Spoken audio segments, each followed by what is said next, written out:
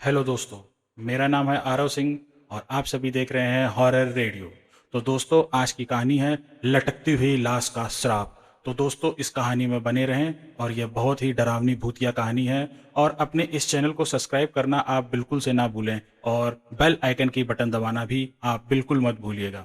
तो दोस्तों, शुरू करते हैं आज की सच्ची डरावनी भूतिया कहानी। 26 साल की रूपा कोलकाता के एक पुराने हेरिटेज में एक स्टाफ की नौकरी कर रही थी। होटल का नाम था रॉयल क्रिसेंट। वो ब्रिटिशर्स के ज़माने की एक बिल्डिंग थी। लंबे अंधेरे कॉरिडोर्स, पुरानी लकड़ियों की सीढ़ियाँ और दीवारें जिन पर बड़ी बड़ी पेंटिंग्स टंगी थी। रूपा को वहाँ नौकरी करते हुए कुछ ही दिन गुजरे थे, पर एक रात कुछ ऐसा हुआ जिसने उसकी पूरी जिंदगी बदल के रख दी। एक रात वो अपने हाउस कीपिंग की ड्यूटी कर रही थी जब उसे सेकंड फ्लोर के हनीमून स्वीट्स में से कुछ घसीटने की आवाज़ आई। वो आवाज़ बहुत अजीब थी, तो रूपा ने उस कमरे के पास जाकर उसके दरवाजे पर कुछ नॉक किया। किसी ने दरवाज़ा नहीं खोला, तो रूपा ने बोला, hello sir, anybody there, room service. फिर भी किसी ने दरवाज़ा नहीं खोला। होटल के रिकॉर्ड्स के अकॉर्डिंग उस रूम में कोई भी गेस्ट नहीं रुका था। इसलिए रूपा ने अपना कार्ड स्वाइप किया और दरवाज़ा खोलकर वो उस रूम के अंदर चली गई। और जैसे ही वो उस रूम के अंदर घुसी, उस हनीमून स्वीट्स के बेडरूम के अंदर घुसी, उसकी जान ही निकल गई, क्योंकि बेडरूम के बीचों बीच हवा में एक लाश लटक रही थी। उसके दोनों हाथ और पैर बेड के चारों कोने से बंधे हुए थे। और सबसे अजीब बात यह थी कि उस बॉडी का सर नहीं था। गर्दन के नीचे से उसका धड़ था, सिर्फ खून जमीन पर टपक रहा था। उस लाश का शरीर धीरे धीरे हवा में झूल रहा था, जैसे कोई पेंडुलम। ये देखकर रूपा की चीख निकल गई। वो भागते हुए कॉरिडोर में आई और चीखती हुई उसने पूरे कॉरिडोर में पूरे होटल स्टाफ को बुलाया। और फिर उस कॉरिडोर में पुलिस को बुलाया गया। तो फिर वहाँ पे पुलिस आई। पुलिस ने जो देखा, उसे देखकर उनका भी दिल दहल गया था।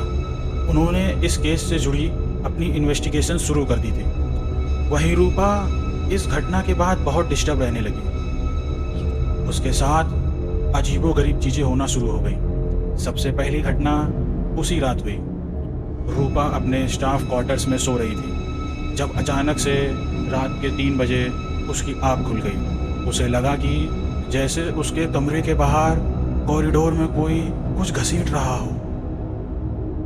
बिल्कुल वैसी ही आवाज़ जैसी उसने हनीमून स्वीट के बाहर सुनी थी।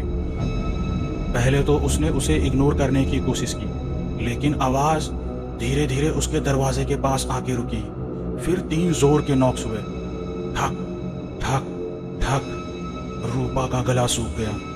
उसने हिम्मत करके दरवाजे के नीचे वाले गैप की तरफ देखा। उसकी सांसें रुक गईं। दरवाजे के बाहर किसी के पैर नजर आ रहे थे, लेकिन वह पैर उल्टे थे, जैसे कि कोई इंसान पीछे की तरफ देख रहा हो। रूपा चीखना चाहती थी, लेकिन उसकी आवाज़ ही नहीं निकली। कुछ देर बाद पैर उस कॉरिडोर के अंधेरे में घसीटते हुए गायब हो गए। अगली सुबह उसने होटल मैनेजमेंट को सब बताया, लेकिन किसी ने उसकी बात को सीरियसली नहीं लिया। सबको लगा कि रूपा उस इंसिडेंट की वजह से बहुत शॉक में है और वह कुछ दिनों में ठीक हो जाएगी। लेकिन चीज़ें ठीक नहीं हुई और भी ज़्यादा खतरनाक होती चली गईं। 2 दिन बाद होटल के पुराने स्टोरेज रूम की सफाई करते वक्त रूपा का एक पुराना इलेक्ट्रिक बॉक्स मिला। बॉक्स पर अजीब सिंबल्स बने हुए थे।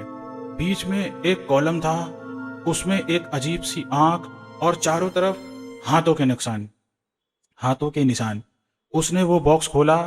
अंदर कुछ ब्लैक एंड वाइट फोटोज थी। ऐसा लग रहा था कि वो बहुत पुराने टाइम की फोटोज हैं। एक फोटो को देखकर रूपा के रोंगटे खड़े हो गए। फोटो में कुछ लोग काले कपड़ों में खड़े थे। उनके चेहरे पर अजीब से मास्क थे और उनके बीच में एक औरत हवा में लटकी थी। उसके हाथ और पैर रस्सी से बंधे हुए थे और उसका सर था ही नहीं। फोटो के पीछे एक शब्द लिखा था, अर्पण, यानी सैक्रिफाइस। रूपा ने डर के मारे पुलिस को सब कुछ बता दिया और पुलिस को वह फोटो भी दे दी। इन्वेस्टिगेशन में बस एक अजीब बात सामने आई। उस होटल के नीचे ब्रिटिश एरे का एक अनसीन बेसमेंट मौजूद था, जिसे 1941 के बाद से कभी भी नहीं खोला गया था। पुलिस ने बेसमेंट खोलने का फैसला किया। जब दरवाज़ा खुल गया तब अंदर का मंजर देखकर सबकी रूह कांप गई। दीवारों पर वही सिंबल्स बने हुए थे और बीच में एक पत्थर की एक निशानी बनी हुई थी, जिसके आसपास पुरानी हड्डियां बिखरी पड़ी थी। फोरेंसिक एक्सपर्ट्स ने बताया कि कुछ हड्डियां 70-80 साल पुरानी थीं। साथ ही उन्हें वहां एक पुरानी डायरी भी मिली। उस डायरी में एक खौफनाक सच लिखा था। 1931 में कुछ अमीर और पावरफुल लोगों ने एक सीक्रेट सोसाइटी बनाई थी। वह लड़कियों की बलि चढ़ाते थे और वह इस रिचुअल को अर्पण कहते थे। हर रिचुअल में एक औरत को चुना जाता था, उसके हाथ और पैर बांधे जाते और उसे हवा में लटकाया जाता और फिर उसका सर अलग कर दिया जाता। सबसे चौंका देने वाली बात यह थी कि डायरी के आखिरी पेज पर लिखा था, जब तक अंतिम अर्पण पूरा नहीं होगा तब तक वो लौटकर आता रहेगा। यह सब जब रूपा को पता चला तो रूपा बहुत ज़्यादा डर गई। उसे लगने लगा कि ये रिचुअल अभी भी हो रहा है। उसे लगा कि वह सुबह होते ही यह नौकरी छोड़ देगी, लेकिन रूपा के लिए अगली सुबह कभी हुई नहीं। उस रात जब वह अपना काम खत्म करके सोने के लिए जा रही थी तो उसे ऐसा लगा कि जैसे होटल के उस लंबे कॉरिडोर में उसके साथ साथ कोई और भी चल रहा है। उसने पीछे मुड़कर देखा तो वहाँ पर कोई भी नहीं था और जैसे ही उसने अपने कमरे का दरवाज़ा खोला तो उसे अंदर 5 लोग दिखाई दिए, जिन्होंने बिल्कुल वैसे ही काले कपड़े और काले मास्क पहने हुए थे जो उसने फोटोज में देखे हुए थे।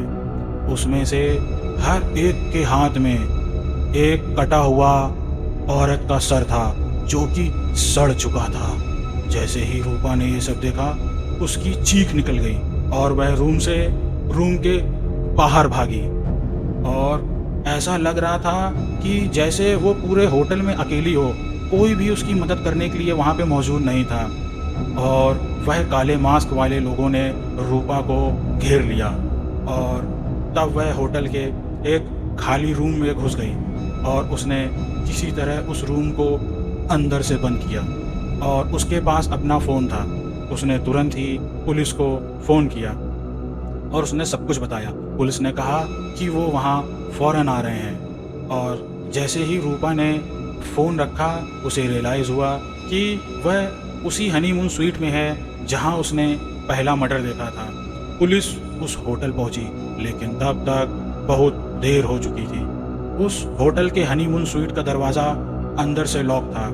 उस होटल के हनीमून स्वीट का दरवाज़ा जब पुलिस ने खुलवाया तो वह यह देखकर सहम गए। कमरे के बीचों बीच एक लाश लटक रही थी। उसके हाथ और पैर बेड के चारों कोनों में बंधे हुए थे। शरीर उसका बीचों बीच हवा में झूल रहा था जैसे कोई पेंडुलम, और उस लाश का धड़ गायब था। वो लाश किसी और की नहीं बल्कि रूपा की थी। पुलिस को रूम की दीवार पर खून से लिखा हुआ एक संदेश मिला, अंतिम अर्पण। इस इंसिडेंट के पास पुलिस को रूपा की सारी बातों पर यकीन हो गया और उन्होंने उस पूरे होटल को सील कर दिया। पुलिस को उस सुसाइड रिचुअल के बारे में कोई और ठोस सबूत नहीं मिले तो कुछ दिनों के बाद वो होटल एक दूसरे नाम से वापस से खुल गया। लेकिन वहाँ के लोग आज भी ये कहते हैं कि उस होटल के अंदर एक सरकटी औरत की आत्मा भटकती है। दोस्तों, कैसी लगी आपको आज की ये कहानी?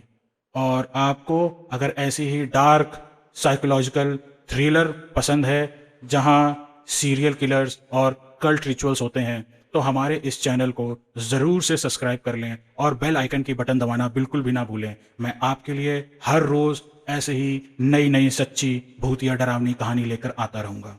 तो दोस्तों, जाने से पहले इस चैनल को सब्सक्राइब करके बेल आइकन की बटन दबाना बिल्कुल भी ना भूलिएगा। मिलते हैं कल एक और सच्ची डरावनी भूतिया कहानी में।